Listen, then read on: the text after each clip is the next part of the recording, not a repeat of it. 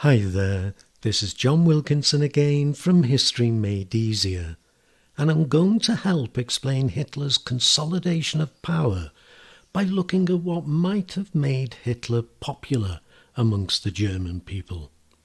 The point being, a full explanation of how the Nazis consolidated their hold on power has to look at what made Hitler popular, or at least tolerated, by the distinct majority of Germans.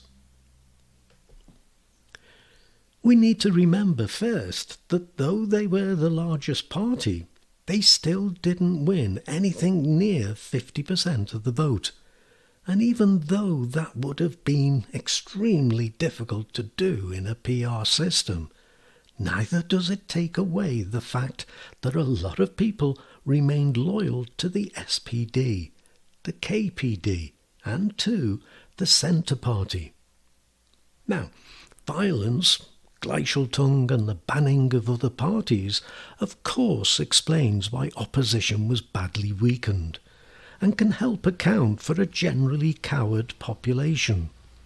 But nevertheless, it doesn't tell us everything. Those who voted for the SPD, the KPD and the Centre Party were still around. And something I've not seen said anywhere else, the numbers of people voting in Weimar Germany were incredibly high. Over 80% in the 1932 election. Compare that with the American turnout of just 64% in 2024. My point is, this is evidence of a population engaged in the democratic process and so aware of the issues and what is at stake. So the Nazis must have been doing something positive, something more than intimidating them, to keep the population so passive. So what was it? Now, what I would regard as the centrepiece of Nazi social policy, Volksgemeinschaft, had aspects to it that were popular. The whole notion of a national community created a sense of belonging and a sense of superiority. Yes, it had a strong racial aspect to it. This was very much an exclusive racial community, and most Germans were uncomfortable with that. But nevertheless, they accepted it, not thinking it would be pursued as far as it was. Similarly, in a world before television, computer screens and smartphones, and I have to add a world in which the Nazi state had a monopoly of all sports and other leisure facilities, the Nazi youth movement was popular amongst many children, at least at the beginning. Even Nazi policies for women were popular amongst many, many women. We need to again remember this was a different age, and many women believed that their place was in the home as mothers and carers.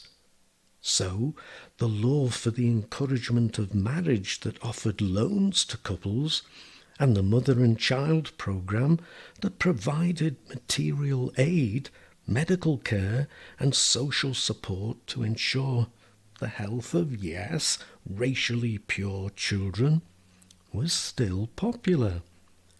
But the two things that really made Hitler popular and made his grip on power unbreakable was first the fact that he ended unemployment, and second, the way in which he tore up the hated Treaty of Versailles.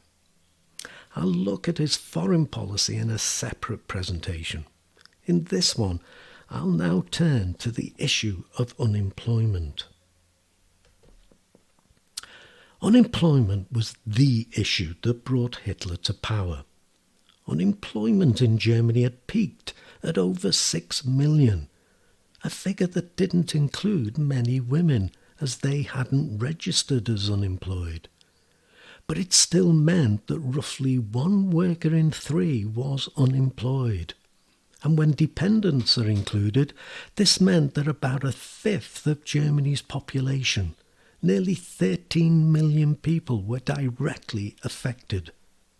Not only that, but in the vast majority of cases, unemployment was long-term. Then we need to consider how the unemployed were looked after. That is, the welfare support, that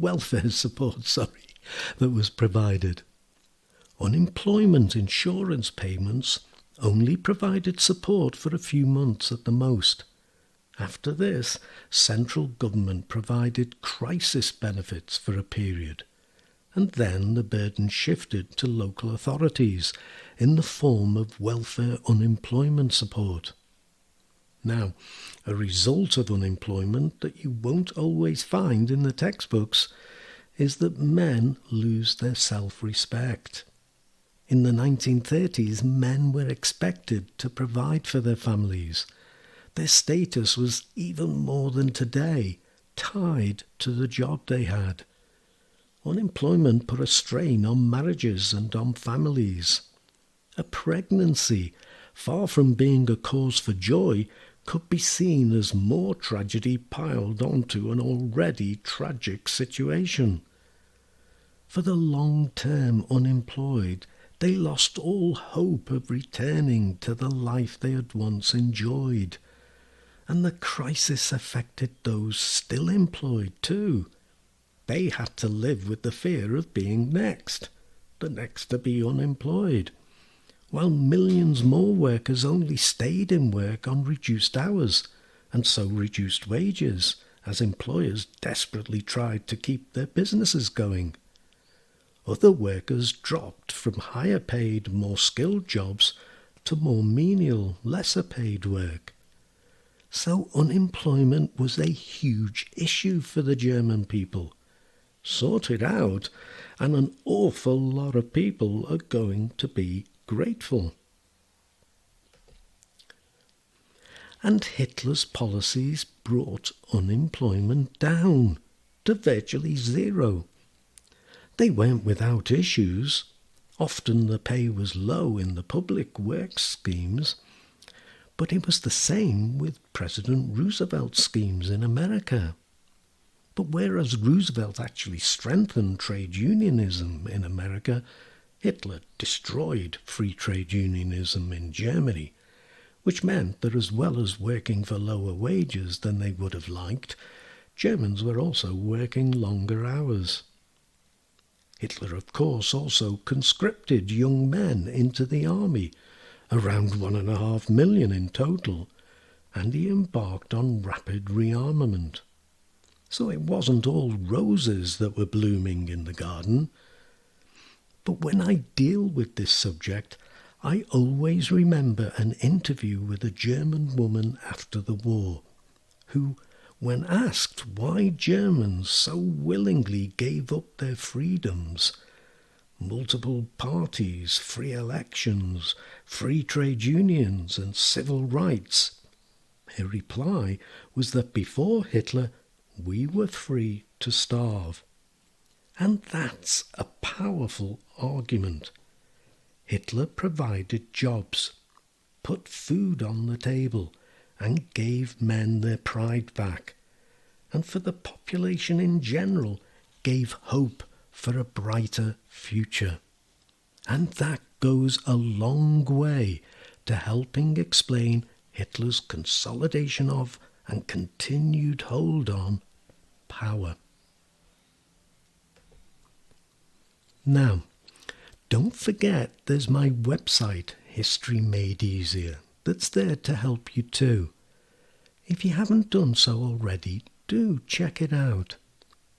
But for now, let me thank you for listening and wish you the very best of luck with your studies. Cheers.